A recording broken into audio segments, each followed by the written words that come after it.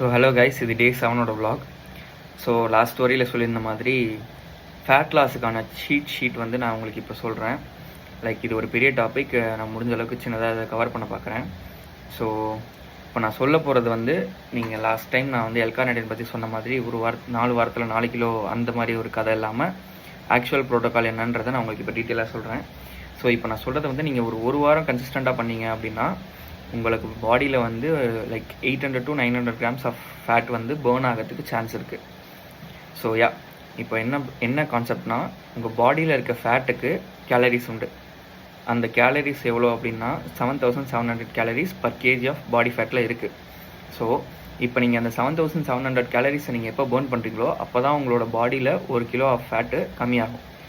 இப்போது இது எப்படி பண்ணலாம் அப்படின்னா, நீங்கள் ஒரு நாளைக்கு 100 கேலரிஸ் ஃபாஸ்டட் கார்டியோவில் பேர்ன் பண்ணுறீங்க அப்படின்னா அது உங்கள் ஒரு வாரத்துக்கு எடுத்திங்கன்னா 700 கேலரிஸாக இருக்கும். தென் ஒரு நாளைக்கு 10K ஸ்டெப்ஸ்னு ஒரு வாரத்துக்கு நடந்தீங்கன்னா அதுலேருந்து உங்களுக்கு ஒரு 3500 கேலரிஸ் பேர்ன் ஆகும். பிகாஸ் 10,000 ஸ்டெப்ஸ் நடந்தீங்கன்னா ஒரு அப்ராக்ஸாக ஒரு 500 கேலரிஸ் பேர்ன் ஆகும்னு வச்சுக்கலாம். தென் நீங்கள் வந்து ஒரு வாரத்துக்கு ஒரு 3 to 4 டேஸ் வந்து ஜிம்மில் ஒர்க் அவுட் பண்ணுறீங்க அப்படின்னா அதுலேருந்து உங்களுக்கு ஒரு 1200 கேலரிஸ், அதாவது ஒரு செஷனுக்கு 300 கேலரிஸ் பேர்ன் ஆகுதுன்னு வச்சுக்கலாம். ஒரு அப்ராக்ஸான அமௌண்ட் வச்சுக்கலாம். ஸோ கண்டிப்பாக பேர்ன் ஆகும். 300 கேலரிஸ்னு இல்லை, நீங்கள் ஹை இன்டென்சிட்டி ஒர்க் அவுட் பண்ணிங்கன்னா அது உங்களுக்கு அதிகமாக கூட பேர்ன் ஆகலாம். ப்ளஸ் இதில் உங்களுக்கு மசில் டெவலப்மெண்ட்டுக்கான மசில் ரிப்பேருக்கான ஒர்க்கும் நடக்கும். ஸோ இப்போ பேலன்ஸ் இருக்க 1600 கேலரிஸ் இது வந்து நீங்கள் ஆக்டிவிட்டி மூலயமா நீங்கள் பேர்ன் பண்ண கேலரிஸ் மட்டும் டோட்டலாக கனெக்ட் பண்ணிங்கன்னா உங்களுக்கு 5400 கேலரிஸ் கிட்ட வந்திருக்கும்.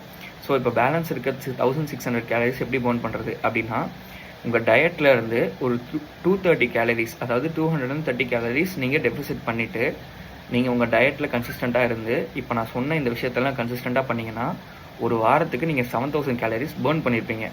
ஸோ அதாவது இப்போ உங்களுக்கு ஒரு வாரத்துக்கு 800 to 900 grams ஆஃப் ஃபேட் வந்து பேர்ன் ஆகியிருக்கும்.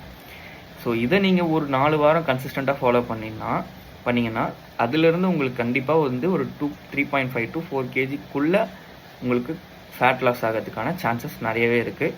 ஸோ இதை வந்து ப்ராப்பராக டயட் இருந்து கன்சிஸ்டண்ட்டாக ஃபாலோ பண்ணால் மட்டும்தான் வரும்.